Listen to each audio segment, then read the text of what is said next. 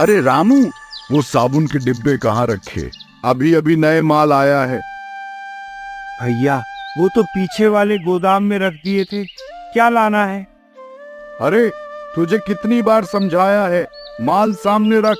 चल जल्दी ला, ग्राहक आते ही होंगे।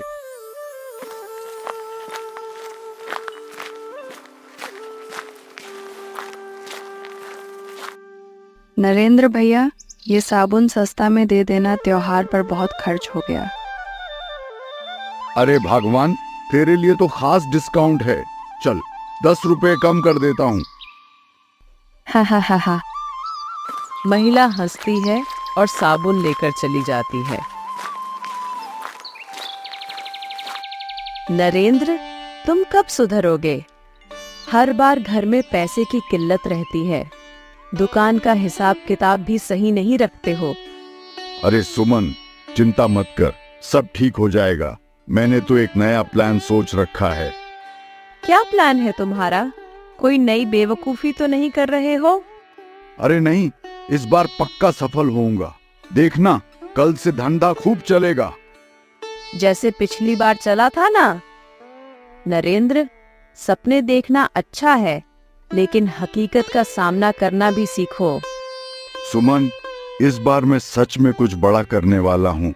बस एक बार मेरी बात पर भरोसा कर लो।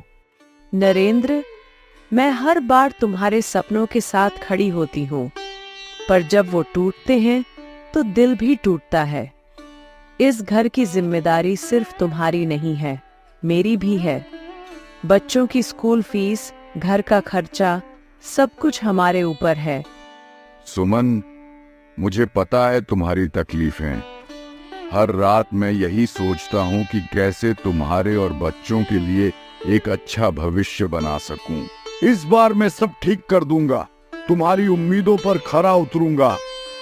नरेंद्र, मैंने हमेशा तुम्हारे साथ खड़ी रहने का वादा किया है और मैं उस वादे को नहीं तोड़ूंगी। तुम कोशिश करते रहो, मैं तुम्हारे साथ हूँ। बस हमें एक दूसरे का सहारा बने रहना है। धन्यवाद सुमन, तुम्हारा ये भरोसा ही मेरी सबसे बड़ी ताकत है। इस बार मैं तुम्हें निराश नहीं करूंगा। ठीक है नरेंद्र, इस बार तुम्हारे सपने की उड़ान में मैं तुम्हारे साथ हूँ। चलो देखते हैं तुम्हारा नया प्लान क्या रंग लाता है। तुम्हें गर्व महसूस होगा सुमन, ये मैं वादा करता हूँ।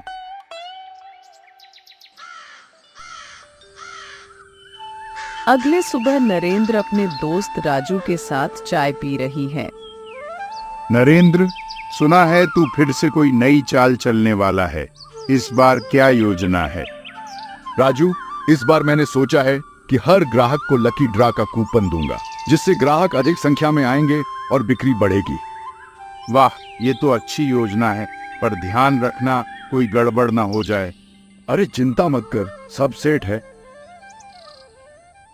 रामू, आज से हम हर ग्राहक को लकी ड्रा का कूपन देंगे, जिसे देखकर वे खुश हो जाएंगे और अधिक सामान खरीदेंगे। ठीक है भैया, पर कूपन में क्या इनाम रखेंगे? अरे छोटा मोटा कुछ भी रख देंगे, बस ग्राहक खुश होना चाहिए। तभी एक ग्राहक दुकान में प्रवेश करता है। भैया, ये लकी ड्रा का चक्कर क्या है? भैया, जो भी आज कुछ खरीदता है उसे लकी ड्रा का कूपन मिलेगा। उसमें बढ़िया इनाम छुपे हैं। ठीक है, मुझे ये आटा दे दो। अरे वाह, मैं तो जीता। क्या इनाम है? हाँ हाँ, तुम्हें 1 किलो चीनी मुफ्त मिलेगी। दुकान में भीड़ बढ़ती है। सभी ग्राहक कूपन लेने के लिए उत्साहित हैं। भैया, ये तो बहुत सफल हो गया। दुकान में भीड़ ही भीड़ है। देखा, मैंने कहा था ना, ये योजना सफल हो जाएगी। हाँ हाँ हाँ नरेंद्र, ये तो बड़ा चतुर निकला। सबको लकी ड्रा के चक्कर में फंसा दिया। अरे ये सब व्यापार की चालें हैं, तुम भी कुछ सीखो। नरेंद्र, दुकान का हिसाब मिला लिया? आज तो बहुत भीड़ थी। हाँ सुमन, पर लगता है मैंने कूपन में कुछ ज्यादा ही इनाम दे दिए। मुनाफा तो हुआ, पर उतना नहीं जितना सोचा था। तुम्हारी यही आदत है, हर बार कुछ नया सोचना और फिर नुकसान उठाना।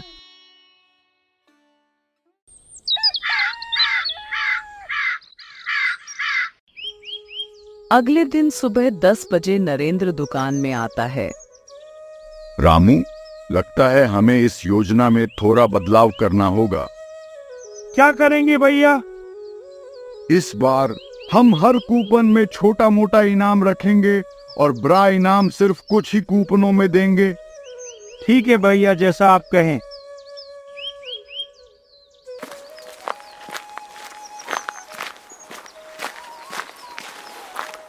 भैया, सुना है आपके यहाँ लकी ड्रा चल रहा है, मुझे भी एक कूपन दो।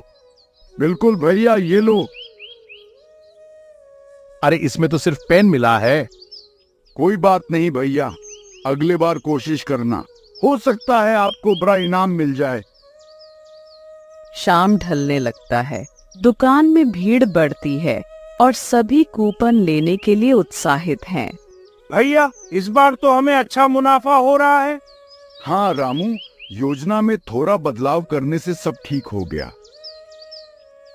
रात के समय गांव वाले सोपाल पर बैठ रहे थे। भैया, नरेंद्र तो बहुत समझदार निकला, उसकी योजना ने सबको खुश कर दिया। हाँ, अब तो उसकी दुकान गांव की सबसे प्रसिद्ध दुकान बन गई है। सच में नरेंद्र भैया ने जो किया वो कोई आसान काम नहीं था। उसने दिखा दिया कि सही सोच और मेहनत से कुछ भी किया जा सकता है। पहले तो मुझे शक था, लेकिन अब देखो उसका लकी ड्रा का आइडिया कितना सफल हो गया। और सबसे अच्छी बात यह है कि उसने ये सब बिना किसी को नुकसान पहुंचाए किया। उसके दिल में सबके लिए जगह है। हाँ, नरेंद्र भैया ने हमेशा हमारे बारे में सोचा है, वो किसी का बुरा नहीं चाहता। अब तो हम भी सोचते हैं कि गांव की भलाई के लिए हमें भी ऐसे ही नए विचार अपनाने चाहिए। बिल्कुल सही कहा, हमें नरेंद्र भैया से प्रेरणा लेकर अपने अपने काम में भी इसी तरह की सोच लानी चाहिए।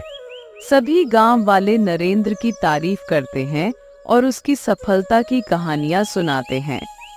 तभी नरेंद्र वहां आता है और सभी से मिलता है। धन्यवाद दोस्तों, आपकी इस सराहना ने मुझे बहुत खुशी दी है, लेकिन याद रखना ये सब हमारे गांव की भलाई के लिए है। हमें मिलकर ही आगे बढ़ना है। नरेंद्र भैया, हम सब तुम्हारे साथ हैं। तुम्हारी मेहनत और सोच ने हमें बहुत प्रेरित किया है। आप सबका धन्यवाद। बस इसी तरह हम सब मिलकर काम करेंगे तो हमारा गांव जरूर तरक्की करेगा।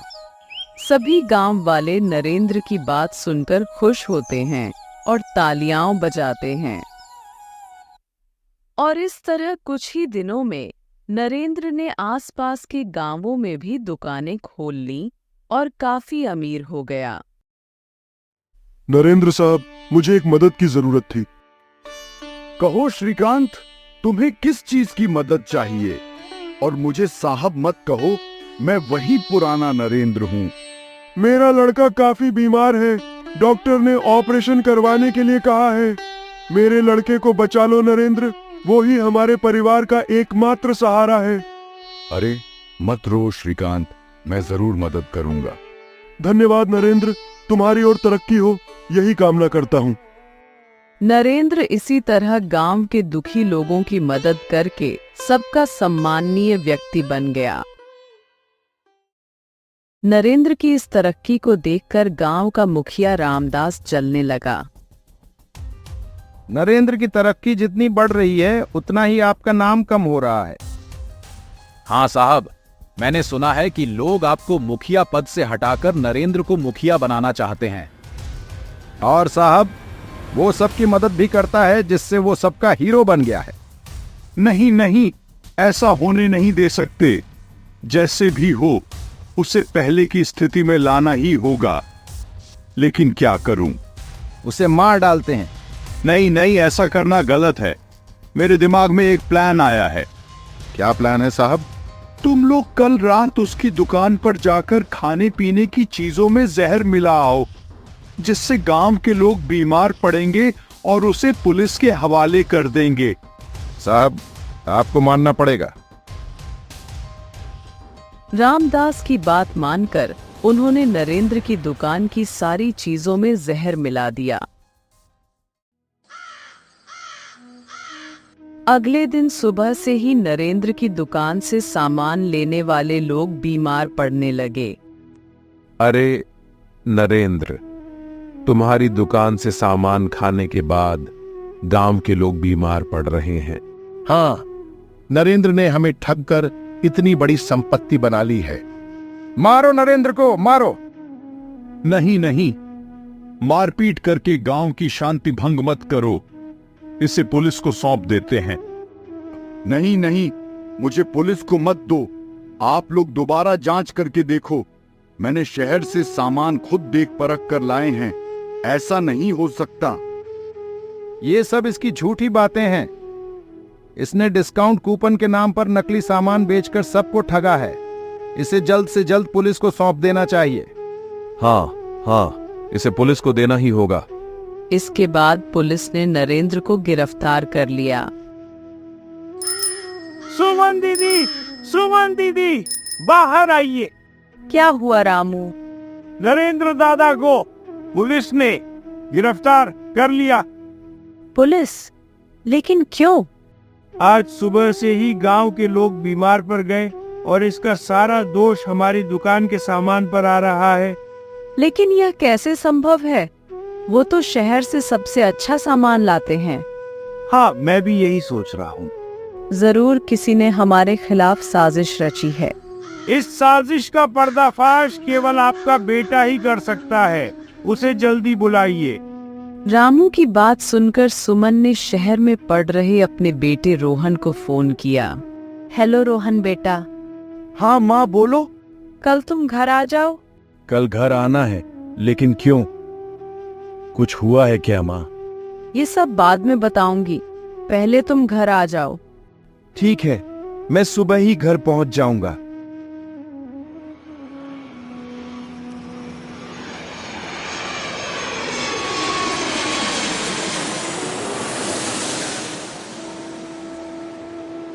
माँ, माँ। बेटा आ गया। अब बताओ माँ, क्यों अचानक बुलाया? और पिताजी कहाँ हैं? बहुत बड़ी मुसीबत है बेटा। क्या मुसीबत? पिताजी को कुछ हुआ है क्या माँ?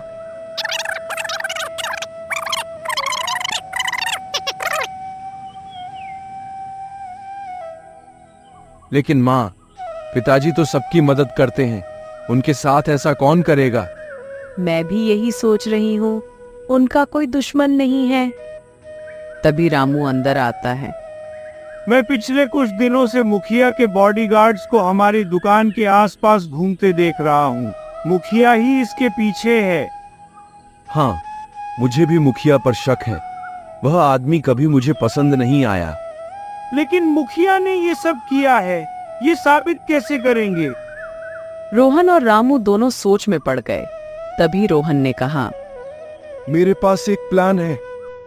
क्या प्लान है? मेरे पास एक हिडन कैमरा है। इसे मैं अपनी शर्ट में लगाकर मुखिया के पास जाऊंगा, और अगर उसने यह सब किया है तो उसके मुंह से सच्चाई निकालने की कोशिश करूंगा। इससे यह सब कैमरे में रिकॉर्ड हो जाएगा। मुझे पता था कि तुम कोई न कोई उपाय जरूर निकालोगे, इसलिए मैंने सुमन दीदी से तुम्हें तुरंत बुलाने को कहा था। रोहन ने हिडन कैमरा शर्ट में लगा लिया और मुखिया रामदास के पास पहुंच गया।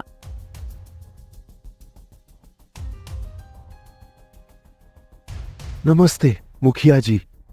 अरे रोहन, कैसे हो? इतने दिनों बाद कैसे आना हुआ? मुखिया जी, मैं आपके पास एक जरूरी बात करने आया हूँ।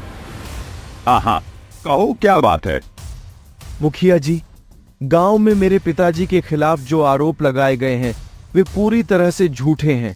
मैं जानता हूं कि आप ही हमारी मदद कर सकते हैं। तुम्हारे पिताजी की करतूतों में मैं क्या कर सकता हूँ? मैं जानता हूं कि मेरे पिताजी निर्दोष हैं और इस साजिश के पीछे कोई और है। क्या आप मुझे बता सकते हैं कि इस सब के पीछे कौन है? देखो रोहन, ये सब बातें छोड़ो। गांव के लोग तो अपने अनुभव के आधार पर ही बोल रहे हैं। मुखिया जी, अगर इस मामले की सही से जांच नहीं हुई तो एक निर्दोष व्यक्ति को सजा मिल जाएगी। क्या आप नहीं चाहते कि सच्चाई सामने आए? मुखिया रामदास को रोहन की बातें संदिग्ध लगीं, लेकिन उसने खुद को संभाला। ठीक है, तुम्हें क्या करना है? मुखिया जी, मुझे आपके बॉडीगार्ड से कुछ बातें करनी है। अगर आप मुझे उनसे मिलने देंगे तो शायद सच्चाई सामने आ जाए। तुम मुझे क्या समझते हो रोहन? तुम्हारे पिता ने जो किया है उसकी सजा उन्हें मिलेगी। अब तुम जाओ यहाँ से। हाँ मुखिया जी, मुझे सब पता है कि आप ही ने मेरे पिता को इस जाल में फंसाया है। अरे, ये छोटा लड़का हमारा क्या कर सकता है जो आप इसे डर कर झूठ बोल रहे हो? अरे, मैं क्यों डरूं? सुन, मैंने तेरे पिता की दुकान में जहर मिलाकर पुलिस को भेजा है। हाँ, मैं यही सुनना चाहता था। अब देखना आज का बेटा अपने पिता को कैसे बचाता है। मैं भी देखता हूं तुम क्या कर सकते हो। हाँ हाँ, रमेश, इसे बाहर निकालो। रोहन ने मुखिया की सारी बातें कैमरे में रिकॉर्ड कर लीं। उसने बिना वक्त गवाए पुलिस को फुटेज दिखाया और सारा सच सामने ला दिया।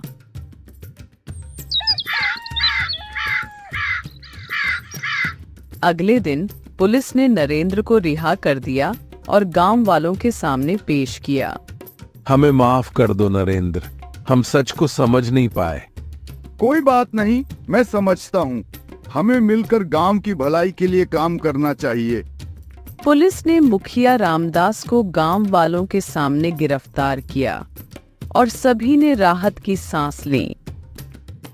नरेंद्र की इज्जत और बढ़ गई और गांव वालों ने उसे मुखिया बना दिया।